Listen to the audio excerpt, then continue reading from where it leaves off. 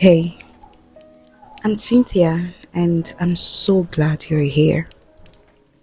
Today, I'd like to tell you about my time in home economics class.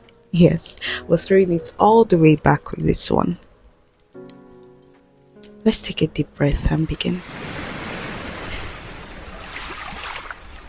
Speaking of home economics, I wonder if it's still taught in school today. For those who might not be familiar, so home economics was a subject teaching home management. Think of anything that can happen in the home. How to clean, how to take care of things. Home economics taught you that. Home economics also taught practical life skills like knitting, like crocheting, like cooking. Yeah, and they were very practical intensive. In my own case, back then in home economics class, we learned how to knit, crochet, and sew different stitches. I think then I remember there was the backstage, the running stitches, the straight stitch, the zigzag stitch, and so on. Honestly, I only really like the back stitches, and that's what I use till now. But doing home economics made me realize I'm not a very handy person. I don't know. Do you know, guys, I've tried to learn these crafts, this hairdressing or hair making or sewing or this. And I'm just not that person. I don't know, is anyone else like this? Like, I have tried to learn these things. They do not stick. And I frankly don't have any interest for them. I literally come alive in front of my computer, my laptop. Anything that is not laptop work, you can literally be sure that I'm not going to take interest in it. Is it just me? Please tell me there are other people like me. It cannot be only me. But yeah, back to home economics class. I remember we made scoring powder with eggshells. Oh, I really liked that practical that year. This homemade scoring powder, but we used eggshells. I remember we dried these eggshells and then I think we mixed with a little detergent and it came out so well. Like, it was really efficient. Imagine you having, back then we were using stoves. So imagine, how stoves can stain pots. This eggshell scoring powder actually worked. I'm not even joking. And yeah, that's like a more sustainable. Well, it technically is not that sustainable because we had to use some detergents. But I think if there is a way to remove the chemical usage, that's a very sustainable option, for scoring powders. Or what do you think? Then there was one weird topic we did then. It was height classification.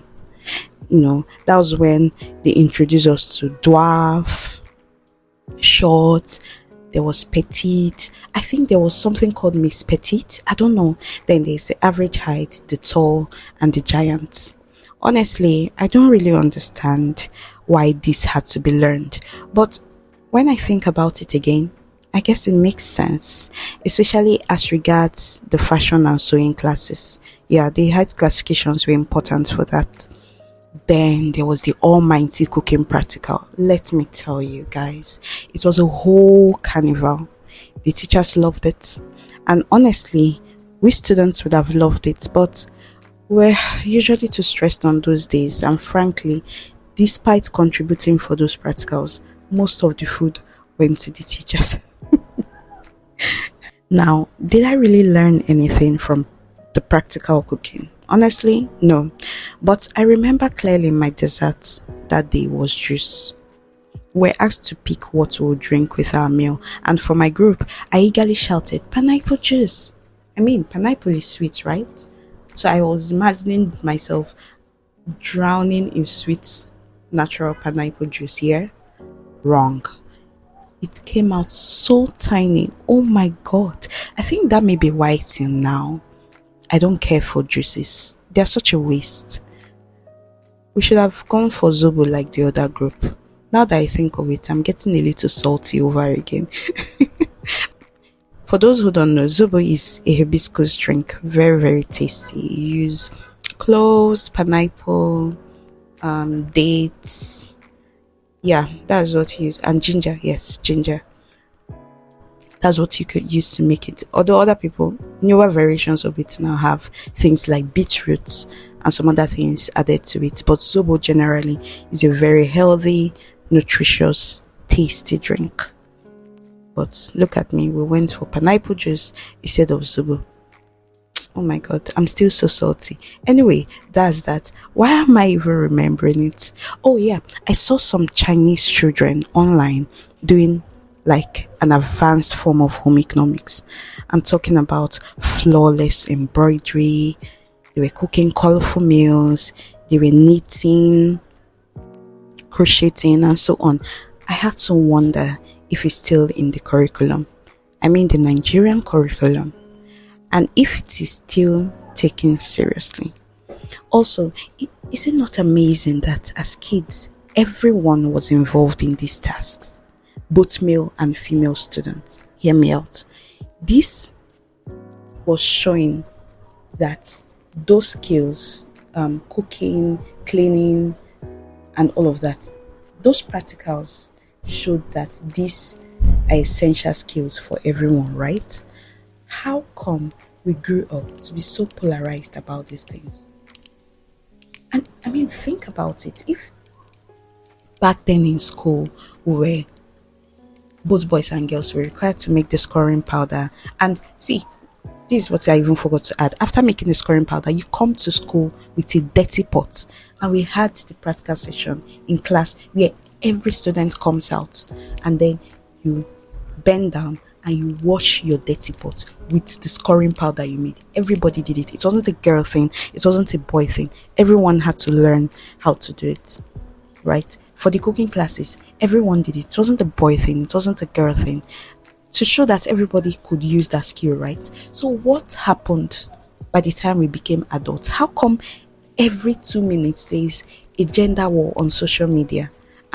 I'm genuinely curious here. Is it because it wasn't followed up at home?